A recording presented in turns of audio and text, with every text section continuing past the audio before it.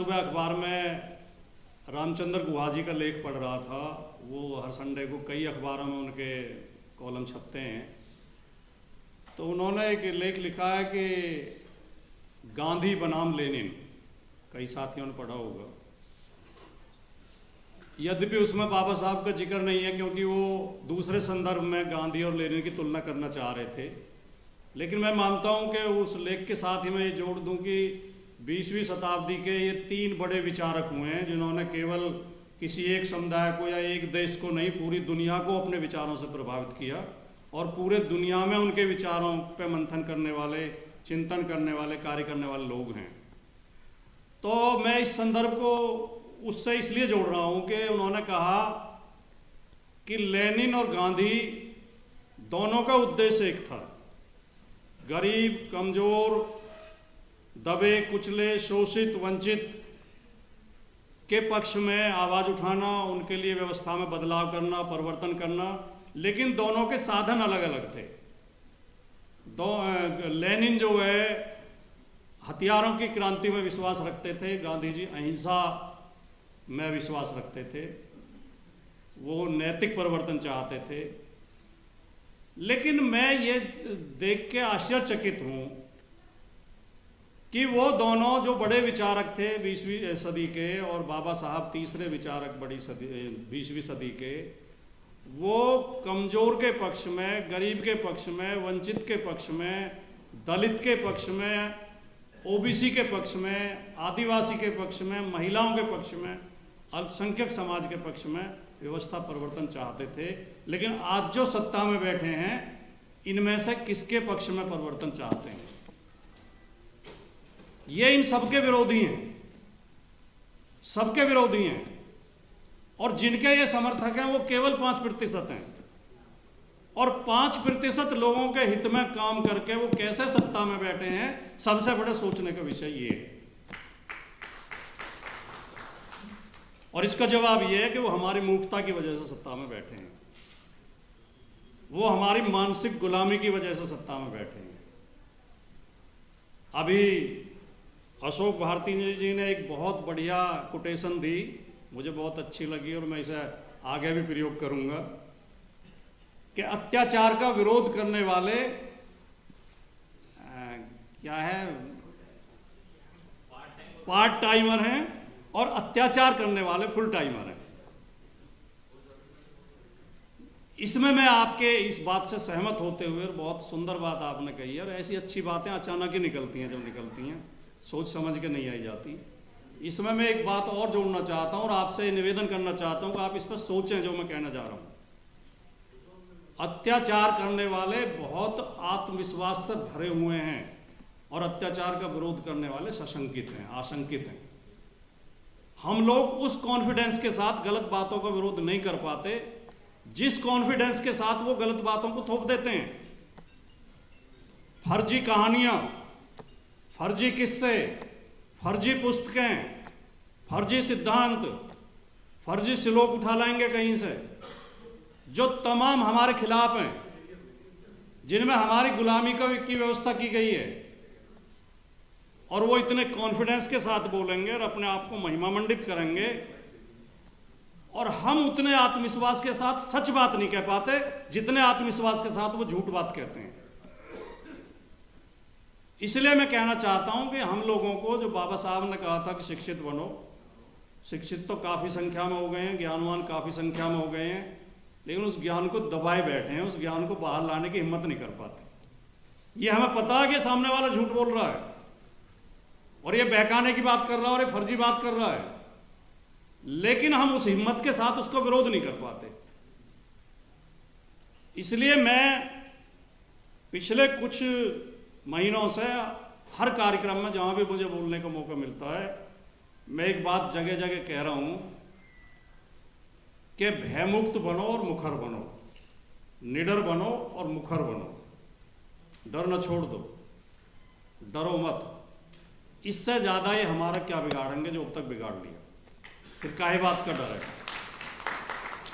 अभी जो साथी बता रहे थे, अशोक जी बता रहे थे, और उनसे पहले कौन साथी बोले थे, वो अंकुश जी बोले थे, शायद अंकुश नाम था नहीं, अंकुश जी कह रहे थे कि पीछे झाड़ू बांध दी गई, गले में हांडी टांग दी गई, और बहुत बातें मैं कहना नहीं चाहता जो जो हुआ। तो उससे ज़्यादा ये हमारा क्या बिगाड़ेंगे, उससे ज़्यादा और क्या कर लेंगे ये बताओ। तो इसलिए कहने में डरो मत, कहो। उनके लोग, ये मेरी व्यक्तिगत जानकारी में है, इसके मेरे पास प्रमाण हैं कि कुछ जो ये कथावाचक हैं और गेरुए वस्त्र पहन के, मोटे बीजों की माला और माथे पर लंबा चौड़ा तिलक लगा के, ऐसे भारी संख्या में वेतन भोगी लोग हमारे बीच में छोड़े गए हैं। पैसे दे दे के हमारे बीच में छोड़े गए हैं कि जाओ और लोगों को बहकाओ।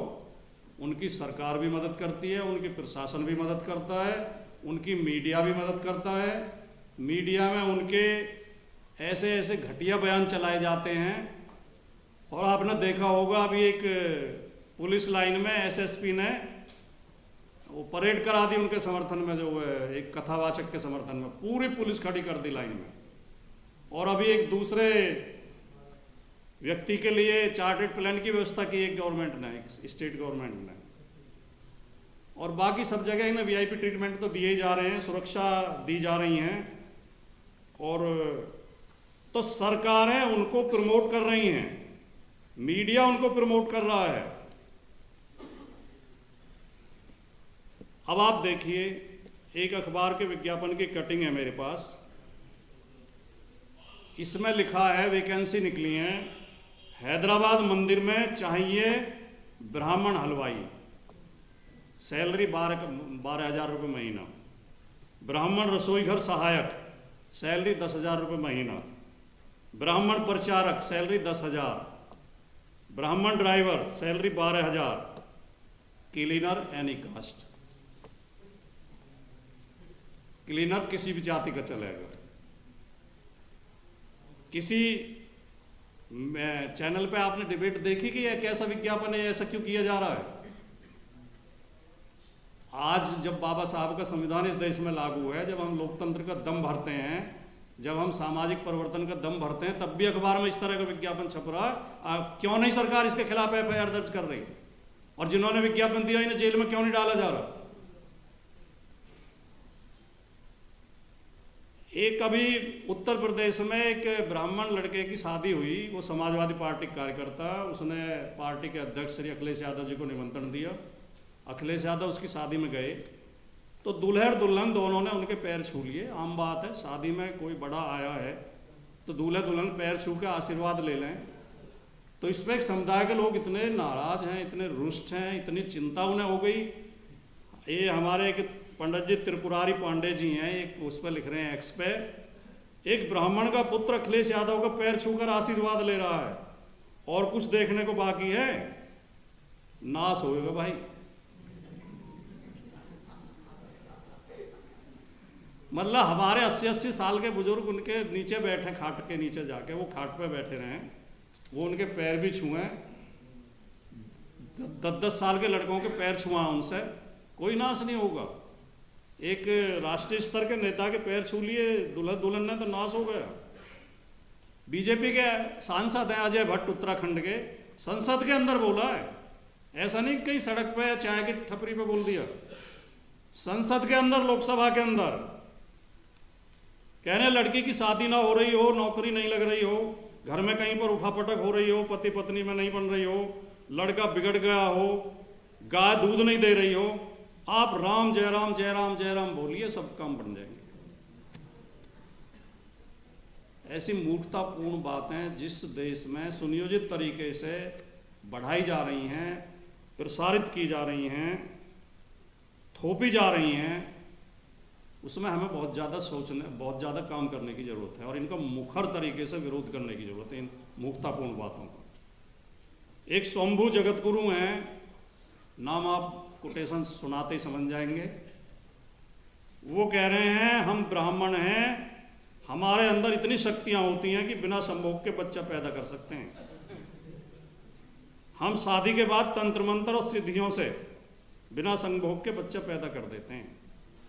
ये वही है जो कह रहे थे कि ये पाठक, त्रिगुणायत, चौबे, दीक्षित, ये तो नीच ब्राह्मण होते हैं। हाँ एक उनका शिष्य है,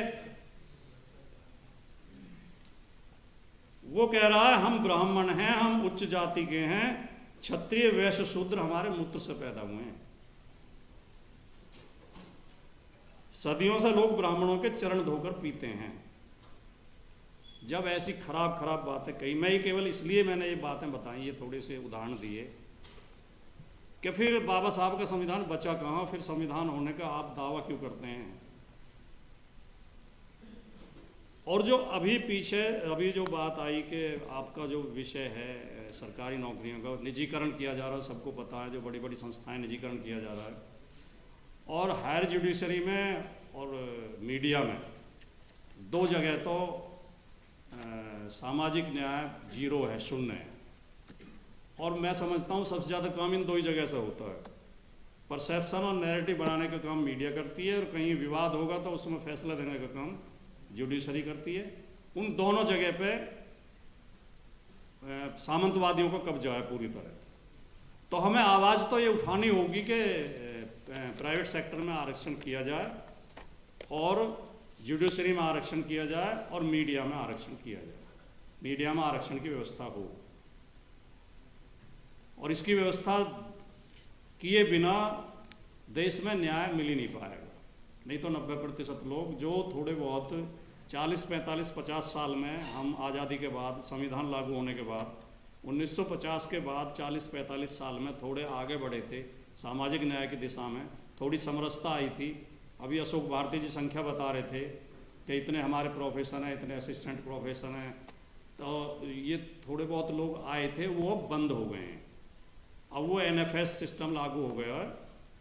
अब जो पहले ये होता था कि मंदिर में प्रवेश वर्जित है, तालाब में पानी नहीं पी सकते, मटके को छू नहीं सकते, घोड़े पे बैठ नहीं सकते, मूछ नहीं रख सकते, और तुम्हारी परछाई हमारे ऊपर नहीं पड़नी चाहिए। अब वो सिस्टम दूसरा रूप बदल के आ गया है। क्योंकि मैं ये मानता हूँ, जो शुरुआत में डॉक्टर ओम सुधा जी ने कहा था कि हांडी लटकाई जाएगी, झाड़ू लगाई जाएगी, अब किसी की इतनी हिम्मत तो नहीं है कि फिजिकली हांडी लटका दे या फिजिकली झाड़ू बांध दे, लेकिन अप्रत्यक्ष रूप से वो झाड़ू ही बांधी जा रही है।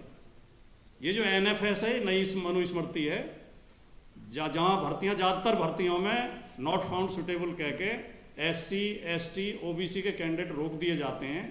कोई VC इसलिए नहीं है, अभी आप बता रहे थे कि किसी यूनिवर्सिटी में OBC VC नहीं है। जब OBC, पहली बात तो असिस्टेंट प्रोफेसर ही नहीं बनेगा, तब वो जाकर प्रोफेसर बनेगा, फिर 10 साल प्रोफेसर रह लेगा, तब VC का नंबर आएगा। तो जब भर्ती में ही नहीं ले रहे और किसी को ले रहे हैं तो उसका प्रमोशन नहीं कर रहे, और एक दो का प्रमोशन गलती से हो भी गया कहीं पैसे वैसे दे के, तो उसके 10 साल पूरे होते नहीं है, तब तक वो रिटायर हो जाता है। तो VC का नंबर कहाँ से आएगा? सवाल ये है कि उत्तर प्रदेश में अभी 4-5 भर्तियां निकली बहुत जल्दी में। मैं इनके थोड़े से आंकड़े और बता के मैं अपनी बात समाप्त कर दूंगा, और उसके बारे में उसका उपसंहार करके।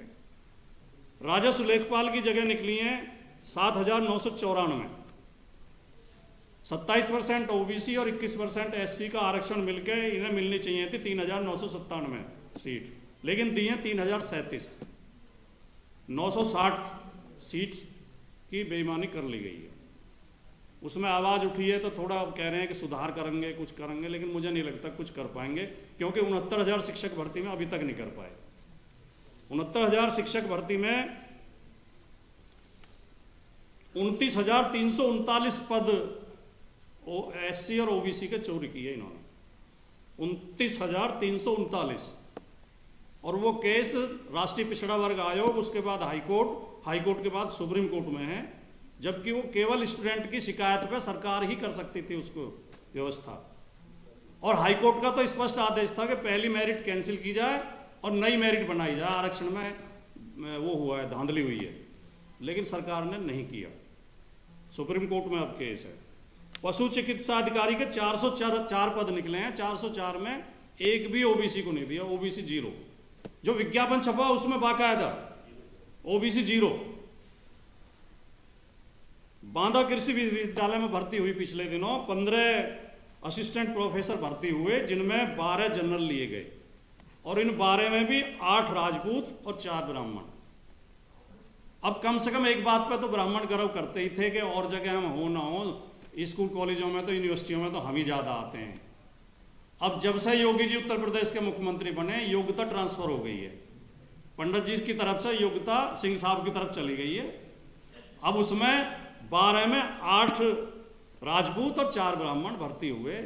यही वजह है जो हमारे ब्राह्मण विधायक मीटिंग कर रहे हैं, जो अलग मीटिंग हो रही है। इसकी पीड़ा यही है कि हम कॉलेज से भी बाहर और जगह से तो हो ही रहे थे, और अब तो पंडित जी ये कह रहे हैं हमसे, खुद हमसे कह रहे हैं जी इतना अन्याय तो हमारे साथ एसपी और बीएसपी की सरकार में भी नहीं हुआ जितने योगी जी कर रहे हैं।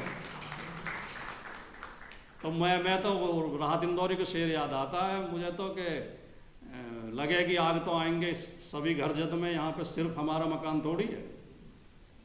जब भैया जब हमारे साथ अन्याय हो रहा था तब तो तुम ताली बजा के वो देख रहे थे तमाशा।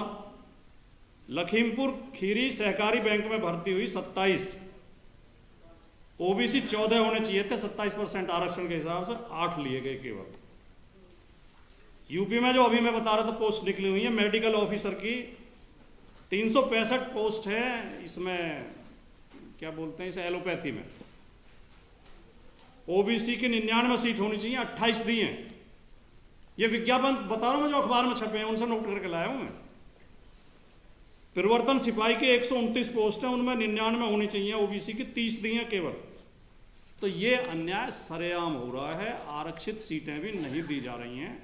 और लोकसभा में जब सवाल पूछा गया था तो लोकसभा में जवाब है केंद्र सरकार का कि SC ST OBC के केंद्रीय नौकरियों में, केंद्र सरकार की नौकरियों में 42,000 पद खाली हैं। ये तो सरकार का जवाब है सदन के अंदर।